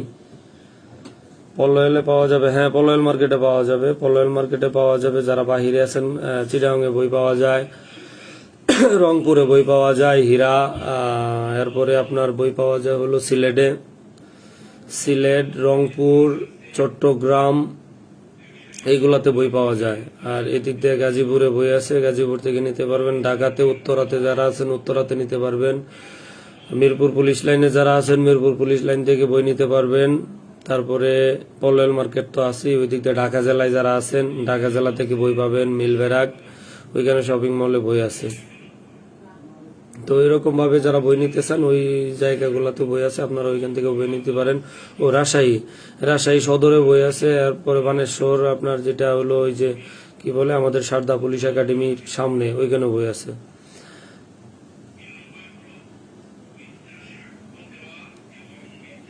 সারদায় বই 50 টাকা বেশি নেয়। এখন কথা হলো ওই যে বইটা যে আমার কাছ থেকে আপনারা নেন, এখানে তো পার্সেল খরচ দেয়া লাগে, তো ওরা তো একটু লাভ করবেই। ওদের সাথে 50 টাকা না দেয়া 20, 25, 30 টাকার মধ্যে দেয়া কনভেন্স করে নেবেন আপনারা, যেভাবে পারেন আর কি। কারণ ওরা তো আমাদের কাছে বই না ওইখানে বিক্রি করে, ওদের পার্সেল খরচ দিতে হয়, ওরা পার্সেল খরচ দিয়ে বইটা নেই। তো আর মানে আমাদের কাছ থেকে ওরা বইটা নিচ্ছে পাইকারিতে, নেওয়ার পরে পার্সেল ওরাই তো হয়তো 20 টাকা 30 টাকা বেশি বিক্রি হতো। 50 টাকা যারা করে ওদেরকে একটু বুঝাই বললেন যে আমরা তো ওনাদের সাথে কথা বলছি, ওইখানে তো এত টাকা বিক্রি করে, তাহলে আপনারা এত বেশি করেন, একটু কমায় করেন, আমাদেরকে দেন, নাহলে আমরা টাকা থেকে নিয়ে আসবো, তাহলে ওরা দিয়ে দিবে আর কি। হ্যাঁ এমসিকিউ বলে এলে পাওয়া যাবে, এমসিকিউ সত্যি সবগুলো বলে এলে পাওয়া যাবে। খান স্টোর ব্যতীত প্রত্যেকটা দোকানে বই আছে, ওইখান থেকে বই নিতে পারবেন। খানে যায় না, জবাই করবে ওরা। তো যাক, এখন কথা হলো যে ক্লাসের টাকা, যেটা আবারও বলি, ক্লাসের টাকা যথাসময়ে পরিশোধ করবেন, সেটা আপনাদের কাছে একান্ত অনুরোধ। আর ঈদের এই মাসে তো বেতন নিয়ে সমস্যা নাই, বোনাস পাইছেন গত মাসে, এই মাসের বেতনটা অগ্রিম গত মাসে হয়ে গেছে আমার যতটুকু জানা আর কি, গত 25 তারিখের ভিতরে মনে হয়ে গেছে। তো ইনশাল্লাহ সকলে টাকাটা পরিশোধ করবেন, এত কথা বলার দরকার নাই, অনেক রাত রয়েছে, আপনারা পড়াশোনা করবেন, ঘুমাবেন। ঠিক আছে, সবাই ভালো থাকবেন, দোয়া চাই। আসসালামু আলাইকুম রহমতুল্লাহ।